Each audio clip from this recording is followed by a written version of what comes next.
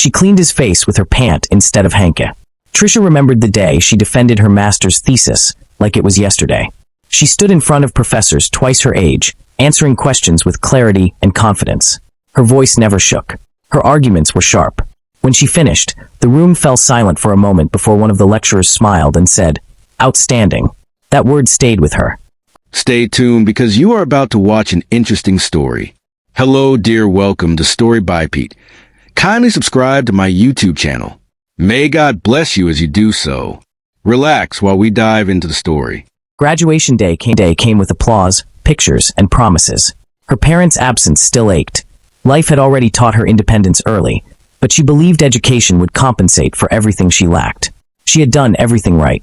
No scandals, no shortcuts, no laziness, just hard work, late nights, and determination. Everyone said the same thing. "Trisha, with your results, jobs will chase you." But reality laughed at those words. Weeks turned into months. Months dragged into a year. Her CV traveled farther than she ever had, emails sent, forms filled, calls made. Interviews came with polished smiles and rehearsed questions. Why should we hire you? What value do you bring? Where do you see yourself in 5 years? Trisha answered all of them brilliantly. Then came the familiar ending. "We'll get back to you." They never did. Money ran thin. She cut her hair shorter to save salon costs. She learned to stretch meals. She avoided old classmates who now drove cars and posted office selfies online. At night, she sometimes cried quietly. Not because she regretted her choices, but because doing the right thing seemed unrewarded.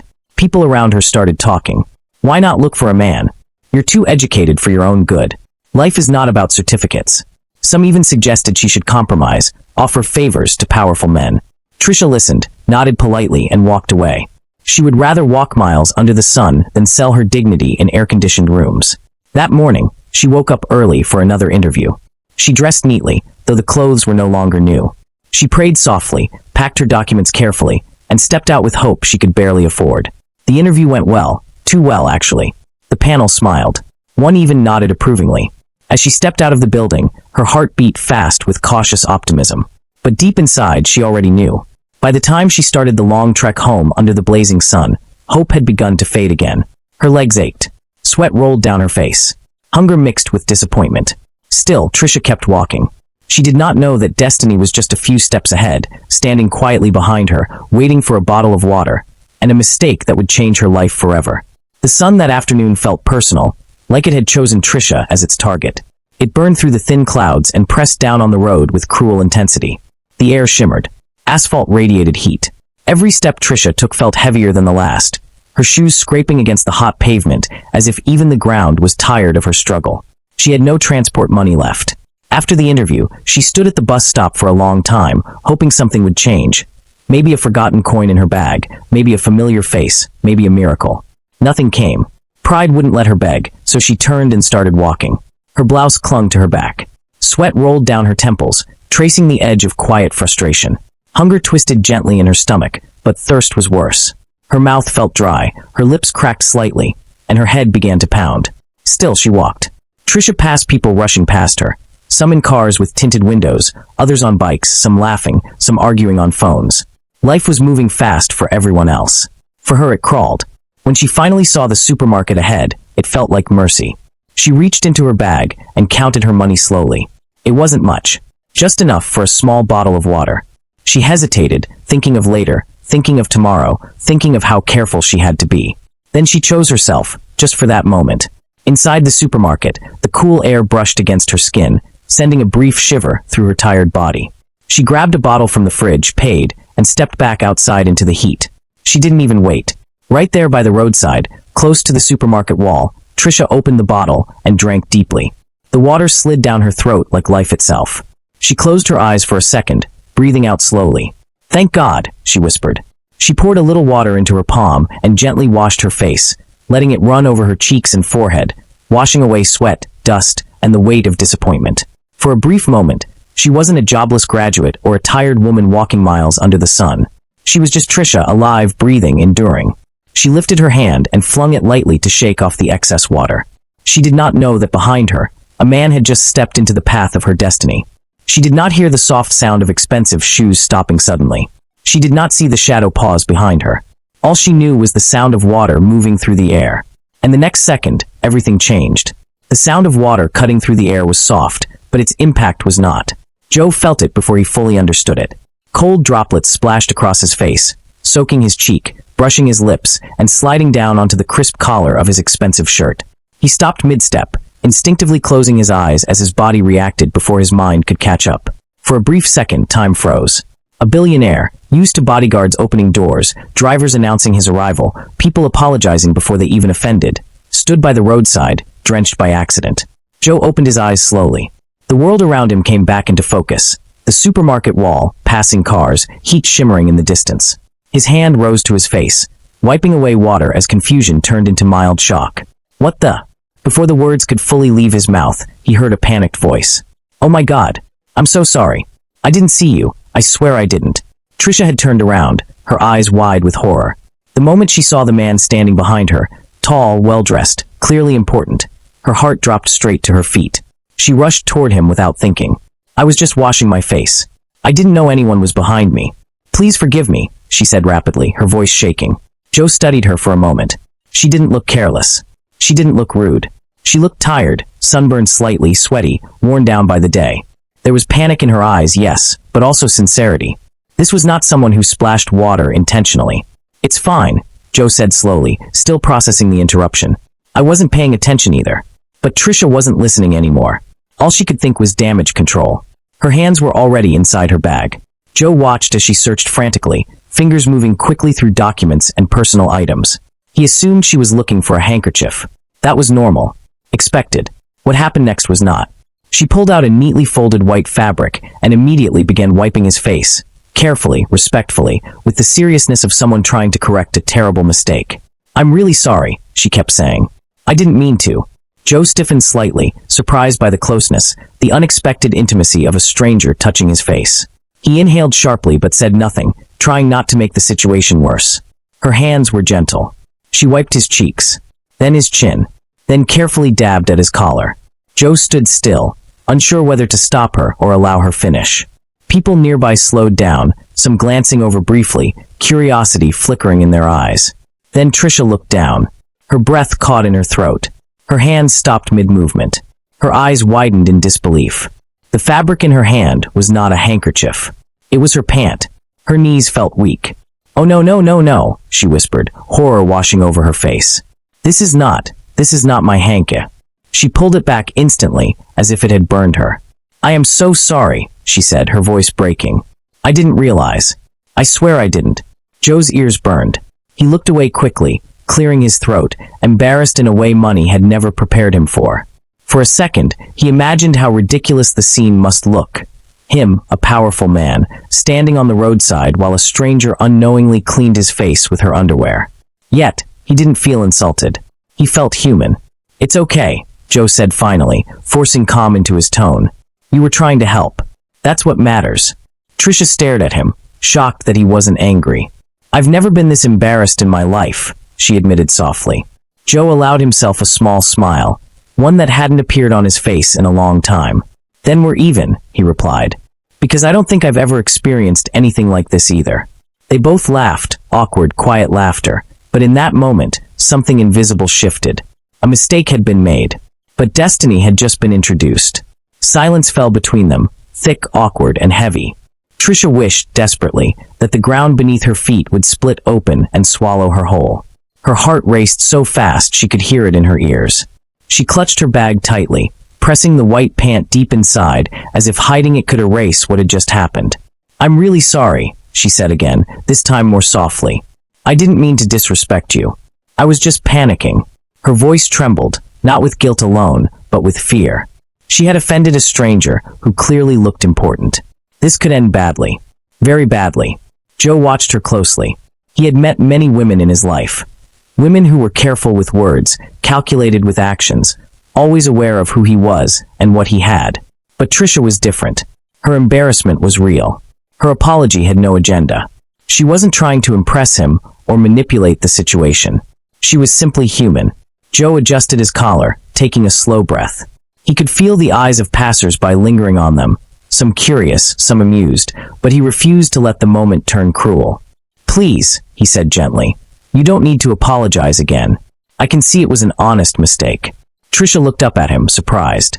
His voice carried no anger, no arrogance, just calm.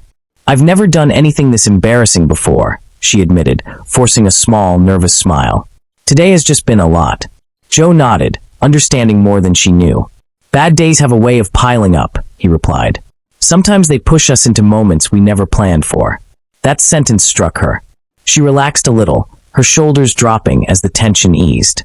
For the first time, she really looked at him, his tired eyes, the faint lines of stress on his face, the way his expensive suit seemed to carry a weight heavier than its fabric. You must think I'm careless, Trisha said quietly. Joe shook his head. No. Careless people don't rush to fix their mistakes. That was when something shifted inside him. The embarrassment that should have ended the encounter instead opened a door. Joe felt a strange warmth, a reminder of a time before wealth complicated everything, before people measured him by what they could gain. For Trisha, the shame slowly gave way to relief. She hadn't been shouted at. She hadn't been insulted. She hadn't been reduced. Instead, she had been met with grace. I'm Trisha, she said after a pause, extending her hand properly this time. Joe took it. Joe. They shook hands, standing there by the roadside like two strangers who had just survived an awkward storm together. Neither of them knew it yet, but that humiliating moment, the one Trisha would replay in her mind for years, was the exact point where their lives quietly began to change. The awkwardness slowly softened. Cars passed. Horns sounded. Life continued around them, but for a moment, Trisha and Joe stood in a small bubble the world seemed to ignore. Trisha adjusted the strap of her bag, still trying to steady her breathing. Her embarrassment lingered, but the man in front of her hadn't laughed at her, insulted her, or treated her like she was foolish. That alone surprised her. Joe noticed her silence. You look exhausted, he said gently. Long day. Trisha let out a small, tired laugh. Long life, she replied before she could stop herself. Then she shook her head apologetically. Sorry. Yes, long day. Joe smiled faintly. I know that feeling. They moved a little to the side of the road, standing closer to the supermarket wall. The heat was still heavy, but the tension between them had eased. What were you doing before I got splashed? Joe asked, half joking. I came from a job interview, Trisha said honestly. I've been trekking since morning. I ran out of transport money, so I had to walk. Joe frowned slightly. And you're still smiling? She shrugged. Crying won't make it better. That answer stayed with him. Joe studied her more carefully now, not in a predatory way, but with curiosity. Her clothes were simple but clean. Her posture was confident despite fatigue.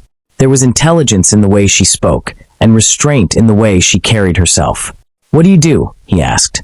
I'm unemployed, Trisha said plainly. But I have a master's degree. Joe's eyebrows lifted. A master's degree? Yes, she nodded.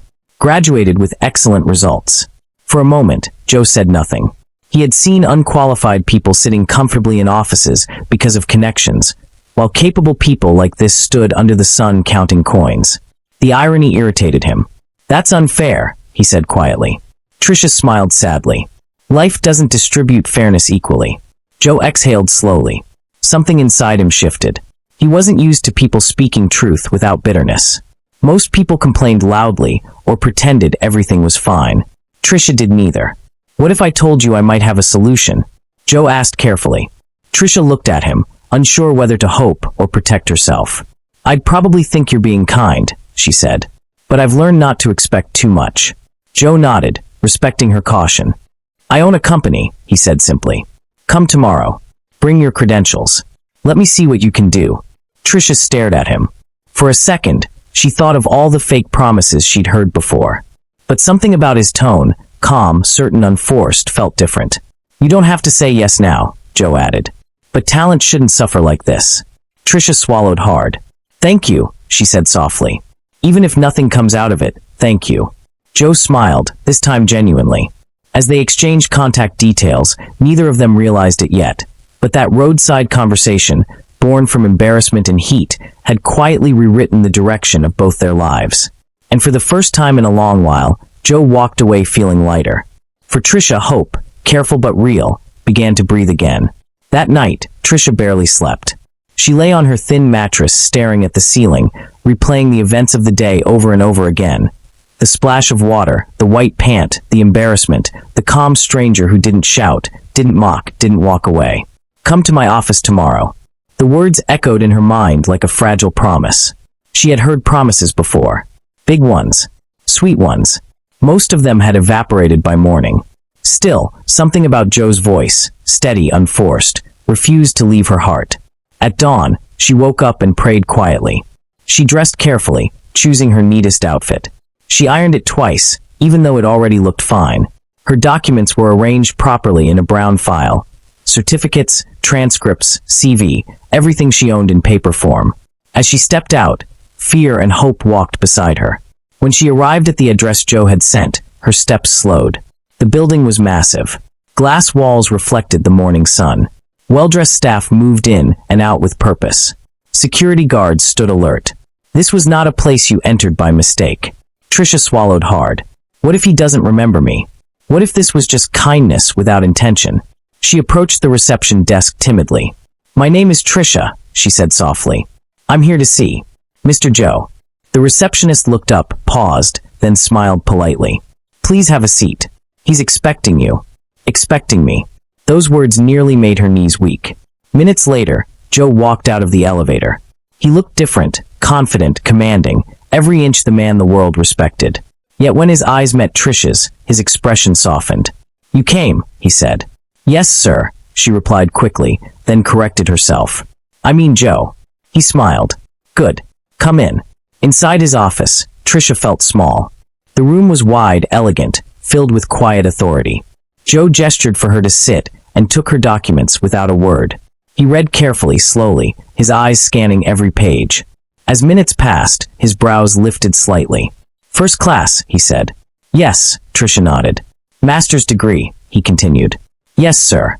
Excellent recommendations. He leaned back in his chair and studied her. Why hasn't anyone hired you? Trisha hesitated. I don't have connections. And I don't compromise. Joe understood immediately. He asked her questions, real questions. Not rehearsed interview nonsense. He challenged her thinking. Tested her logic. Trisha answered confidently, her intelligence flowing naturally once fear loosened its grip. Joe nodded slowly. You don't need another interview, he said finally. You need an opportunity. Trisha's breath caught. You start next week. The words hung in the air. I'm sorry, she whispered. You heard me, Joe said firmly. You've earned this. Tears welled up in Trisha's eyes. She stood up instinctively, bowing her head slightly. Thank you, she said, voice trembling. I won't disappoint you. Joe believed her. From her first day, Trisha worked like someone who understood the value of a single chance. She arrived early, left late, learned fast, and stayed loyal. She respected boundaries. She avoided gossip. She focused. Joe watched quietly. For the first time in years, he looked forward to being in his own office. Not because of power or profit, but because peace had begun to enter his life, wearing a simple smile and carrying a brown file. Neither of them said it aloud yet, but both could feel it. Something bigger than a job had begun. If Joe's office was a place of order and calm, his home was a battlefield. The mansion was big, too big for the silence that lived in it. Expensive furniture sat untouched. Chandeliers shone without joy, and rooms echoed with tension instead of laughter. This was the life Joe returned to every evening, and at the center of it all was Jane. Jane was beautiful, sharp-tongued, and fearless, not because she was kind, but because she was protected. Her parents were wealthy and highly influential, people whose names opened doors and silenced opposition. Jane grew up knowing that consequences rarely applied to her. 7 years of marriage had turned her heart cold. The absence of a child became her weapon. She blamed Joe openly, mocked him privately, and reminded him daily that he was incomplete.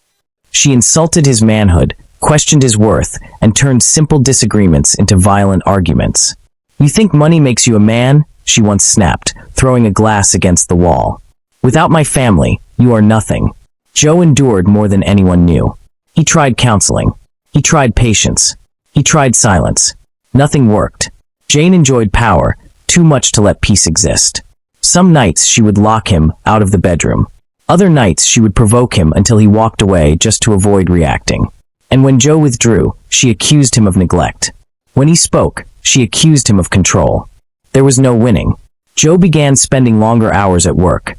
Not because he loved money, but because the office felt safer than his own home. It was the only place where he could breathe without being insulted. That was when Trisha entered his life. At first, she was just an employee, focused, respectful, brilliant.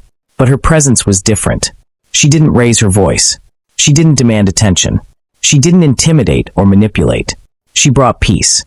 Joe noticed how calm he felt during meetings where Trisha spoke. How her loyalty reminded him of the man he used to be before marriage hardened him.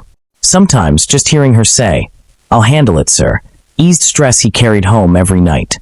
Jane noticed the change too. "You're never home anymore," she accused one night. "Who are you running to?" Joe looked at her calmly. "I'm running away from chaos."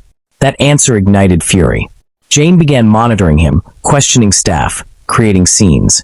She didn't know Trisha yet, but she sensed a threat. Not because Joe had confessed love, but because peace had entered his life without her permission. And Jane could not stand that. What she didn't realize was this. Joe had already begun waking up. And once a man realizes that abuse is not love, the end is no longer a matter of if, only when. Love did not rush into Joe's life. It walked in quietly, soft-footed, patient, and unexpected. At first, Joe told himself it was nothing. Trisha was simply a good employee. Intelligent, loyal, focused. He admired her work ethic the same way a leader admires excellence. Nothing more. But slowly, subtly, things changed.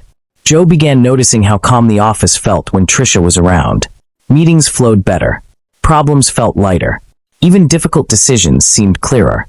When stress pressed hard on his chest, a simple report prepared by Trisha, clean, thorough, thoughtful, brought him relief. She never raised her voice. Never crossed boundaries. Never tried to impress him. That alone set her apart. Sometimes Joe would watch her from his office window as she worked late, her brows slightly furrowed in concentration, her fingers moving confidently across her laptop. There was dignity in the way she carried herself. No desperation, no entitlement. One evening, work ran late. Files piled up. Deadlines tightened. The office slowly emptied until it was just the two of them.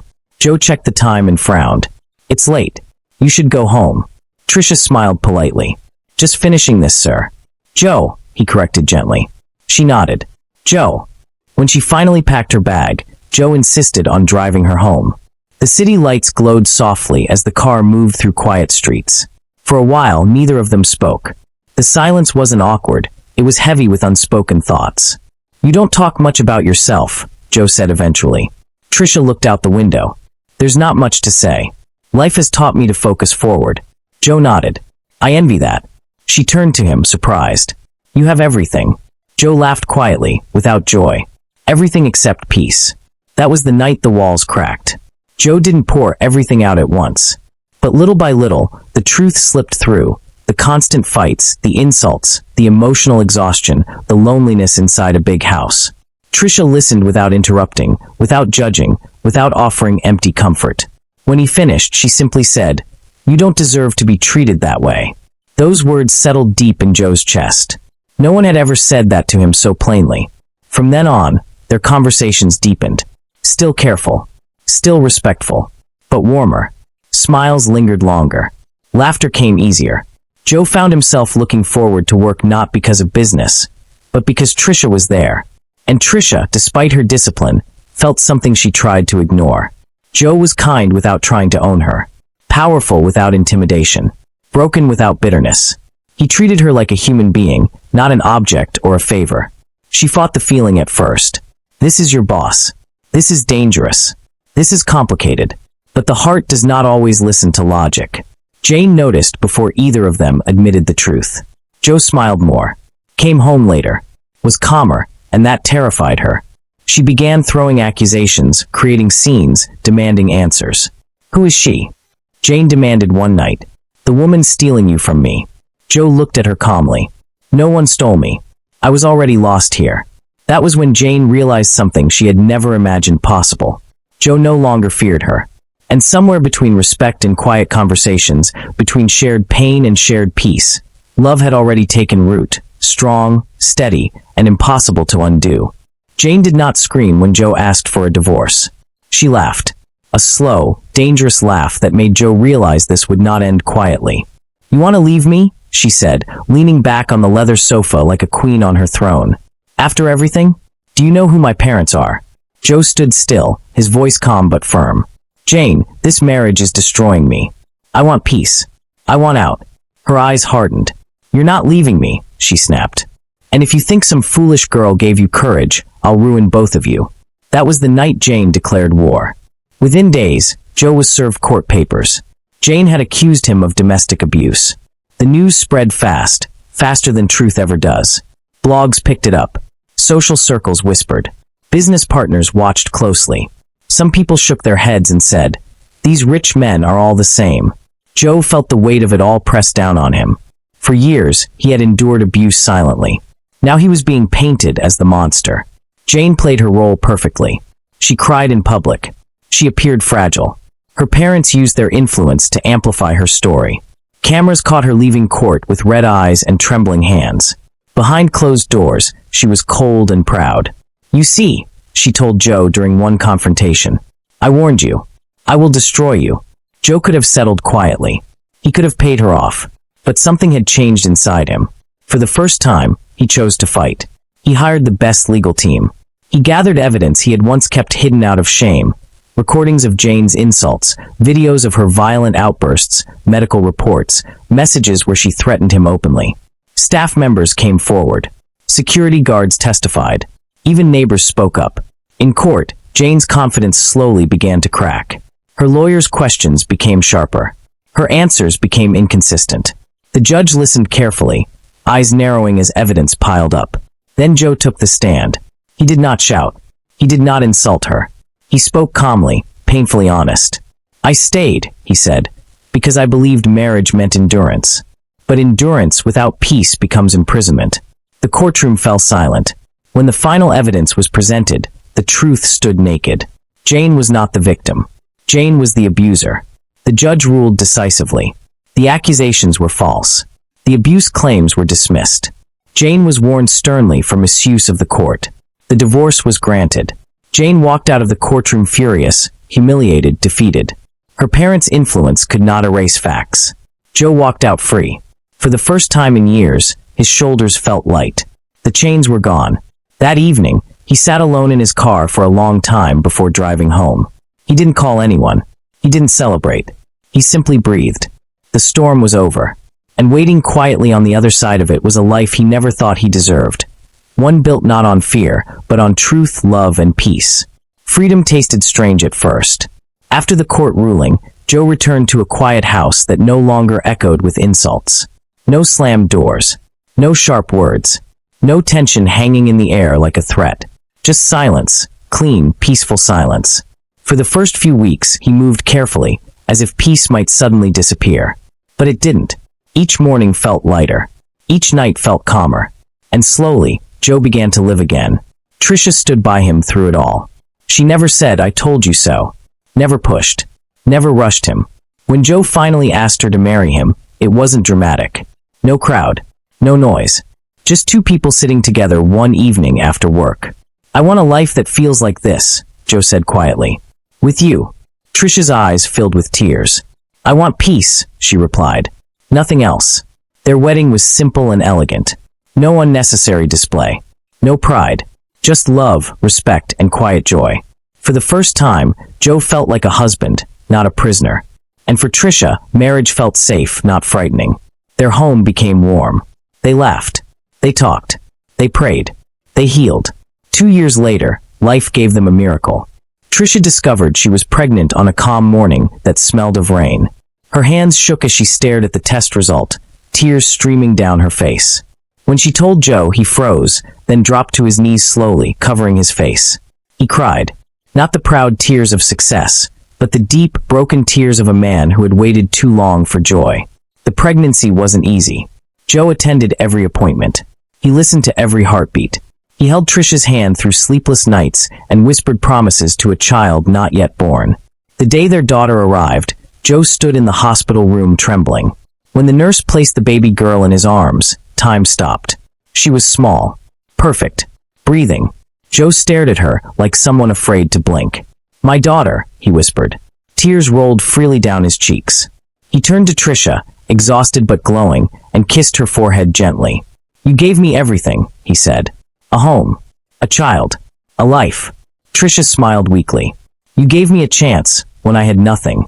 They named their daughter with meaning, hope wrapped in a name. Years later, Joe would sometimes tease Trisha, smiling softly as he watched her play with their child. All this, he'd say, because you cleaned my face with your pant. Trisha would laugh, shake her head, and cover her face in embarrassment. But Joe knew the truth. That awkward roadside moment was not an accident. It was destiny, arriving quietly, disguised as embarrassment, and changing their lives forever. And this time, they lived not just happily, but peacefully,